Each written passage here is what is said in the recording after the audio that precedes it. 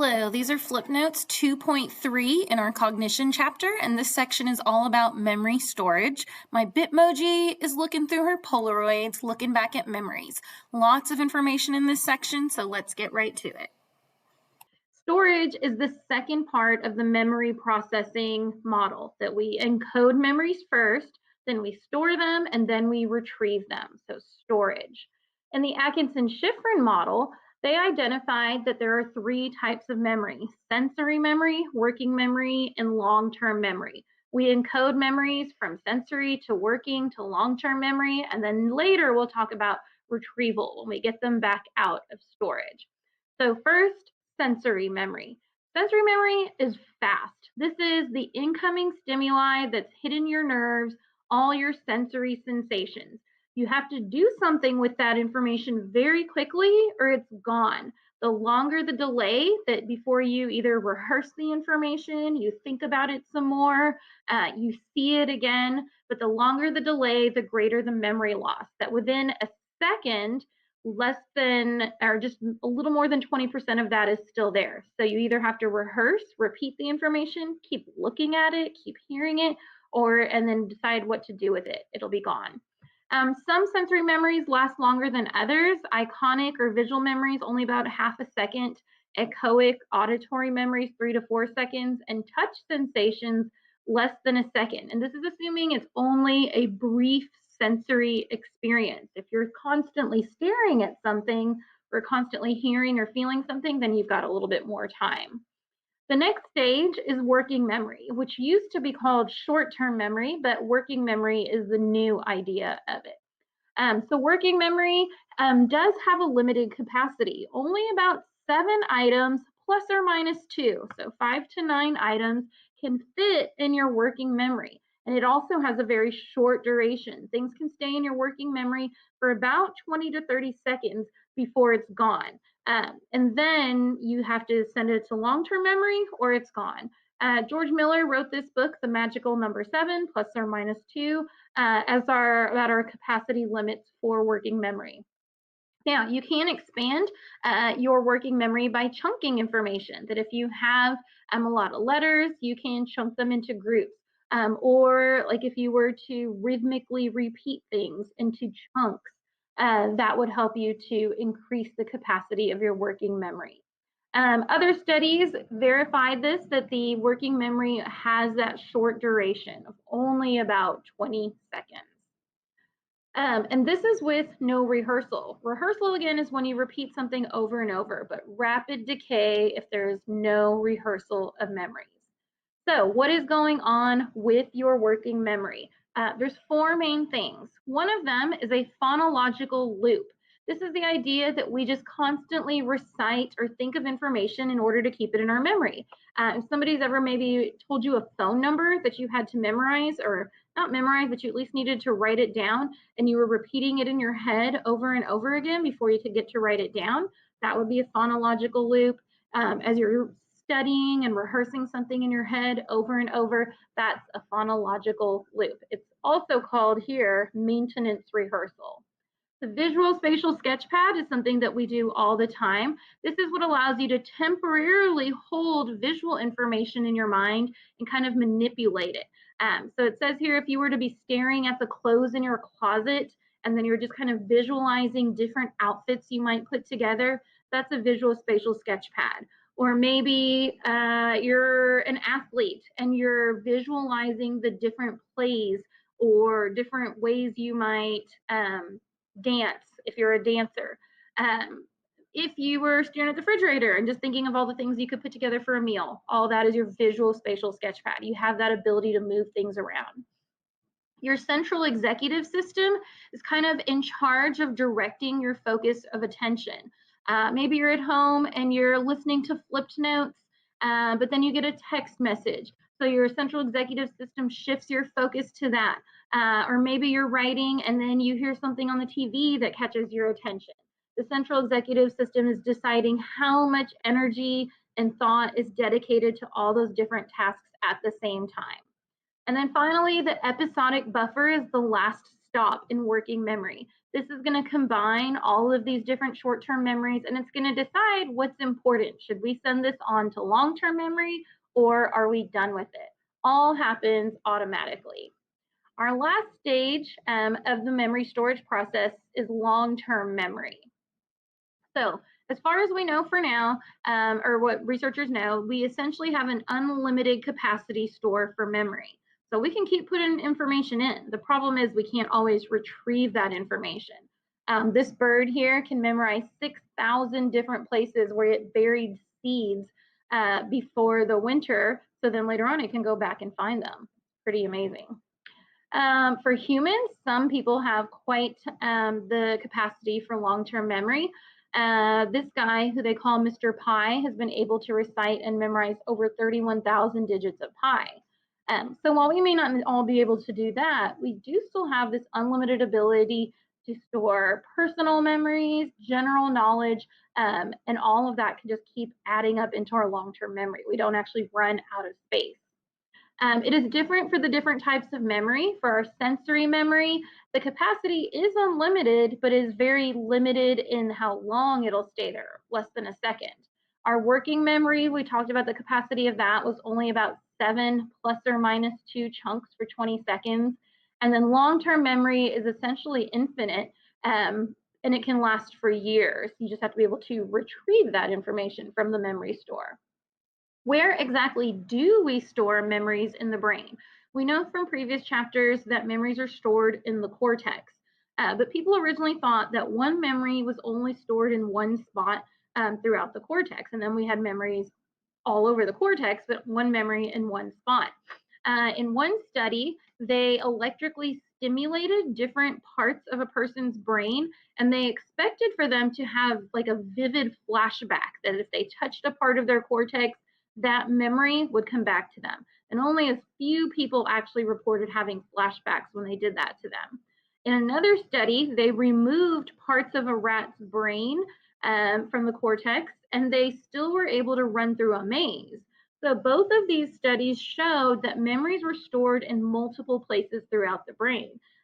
So for example, the sounds of a memory may be in one area of the brain, while the emotions or any touch sensations that go with a memory could be in a different part of the cortex. So individual memories can be stored in multiple places throughout the brain. Other studies, they looked at California sea snails, which may seem odd, but it was because they have very simple nervous systems that they study these. And they found that the amount of serotonin that's released at the synapse increases the more you did something. So your synapse actually gets stronger the more you recall the same memory. They were actually conditioning them. I don't remember what they were doing. I don't know what you can condition a snail to do. But in people, this happens too, and they call this long-term potentiation. That after you have recalled a memory, whether it's a skill or some kind of cognitive thought, over and over again, it enhances the synapse. So the synapse, and you can see this in the second, from the first to the second picture here, the synapse actually develops more receptors and it releases more neurotransmitters. So there's a biological explanation for why studying makes you smarter. When you study, your neurons literally get strengthened, and that's called long-term potentiation. Looking at types of long-term memories, we have two big categories: explicit memories and implicit memories. Explicit memories are also called declarative memories, and these are general facts and experiences that you can consciously know and declare. So I think with explicit, I could explain it, or declarative, I could declare this is what I know. Explicit memories are processed in the hippocampus, and we can divide them into two other categories: facts and general knowledge, and our personally experienced events. Now, those facts and general knowledge are actually called semantic memories. And then the personally experienced events are episodic. So semantic could be the first president of the United States was George Washington. An episodic memory is I can recall seeing President George W. Bush when I was younger. That was a personally experienced event. Implicit memories involve learning some type of an action or a procedure, but it's not something that you can necessarily consciously recall. For example, you can learn to ride a bike, but you may not necessarily be able to describe exactly how to ride that bike. It is an implicit procedural memory, or it is implied. Now, those are also processed in the hippocampus, but they're unique in that they are processed also in part by the cerebellum. And those are divided into motor skills, cognitive skills, and classical and operant conditioning effects. So things that you can just do without thinking about. We have one more type of explicit memory, and these are flashbulb memories. We'll get to that in just a minute. So here we have a person riding a bike. Knowing the names of the parts of the bike, those aren't explicit memories, semantic explicit memories, because I can consciously explain that's the handlebar, those are the pedals, these are the spokes. Being able to actually ride the bike, being able to control your balance, to steer, conditioned reflexes, those are implicit memories and they're processed by the cerebellum. If there are hormones and emotions involved in the formation of the memory, that's going to make for a stronger memory, whether it's a happy emotion, a sad emotion, scary, any of those. And we call these memories flashbulb memories because they're clear memories of an emotionally significant moment or an event. It could be something traumatic or it could be something really happy and exciting. It is a specific type of episodic memory because it's a memory of your own life. Think of it as an episode of your life. Many flashbulb memories are unusually vivid and detailed recollections of momentous events. Now, as people from the same country, we have we've had a few flashbulb memories that we share. So for me, a common flashbulb memory for my generation is where I was on September 11th. I remember vividly many details about that entire day. For my grandparents and my parents, where they were when Kennedy was assassinated. For your age group and our current generation, it's probably maybe where you were when you found out how big the pandemic had gotten or that schools were being shut down. And then we also have our own personal flashbulb memories, maybe where you were when you found out that a loved one was sick or passed away, or maybe if something really positive or happy happened to your family and you remember all the details of those. You remember those details because of the stress hormones that were involved, made them more vivid. This is just reviewing again these declarative memories versus non-declarative. So declarative are explicit, non-declarative are implicit. Declarative includes semantic memories like knowing Kennedy was assassinated in 1963, or an episodic memory, a memory of your first kiss. And then again, non-declarative reflexes, emotional memories, riding a bicycle.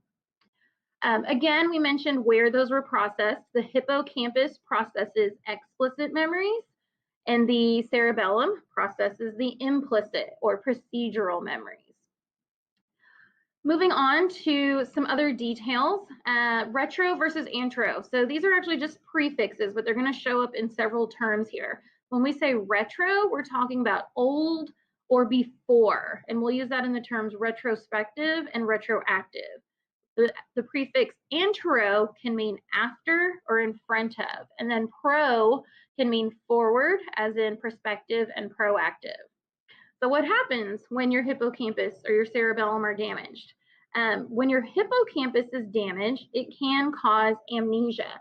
In this specific person, H.M., Henry M., he's a classic case in psychology. His hippocampus was damaged in surgery, and he could remember everything before the operation, but he could not make new memories. So we call this anterograde amnesia. Antero means after, so amnesia of everything afterwards. So he still had all his past memories, but he's unable to form any new memories. Now, because his hippocampus was damaged, but his cerebellum remained intact, he's still able to form implicit memories or procedural memories. However, he wouldn't be able to explain that he had those new implicit memories. And I'll explain that a little bit further in class about how he learned this Tower of Hanoi game.